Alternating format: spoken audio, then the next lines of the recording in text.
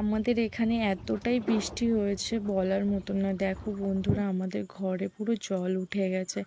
এত প্রচণ্ড বৃষ্টি হয়েছে, মানে পা রাখার জায়গা নেই। দেখো এত জল, এত মানে পা অবধি জল উঠে গেছে। তার মধ্যে কারেন্টটাও চলে গেছে।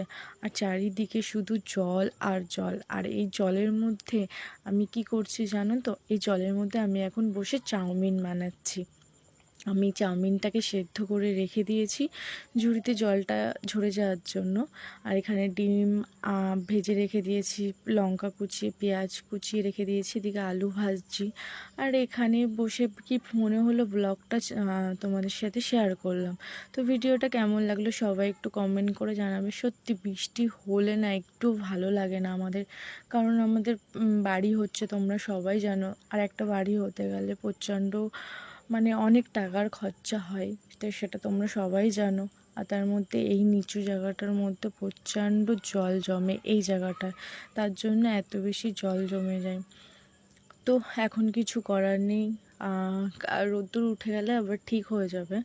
তো বন্ধুরা, ভিডিওটা আজকে এই পর্যন্ত। ভিডিওটা কেমন লাগলো সবাই একটু কমেন্ট করে জানিও। সবাই একটুখানি পাশে থেকো, ভিডিওটা সবাই একটু শেয়ার করে দেবো। সবাই ভালো থেকো, সুস্থ থেকো, বাই বাই।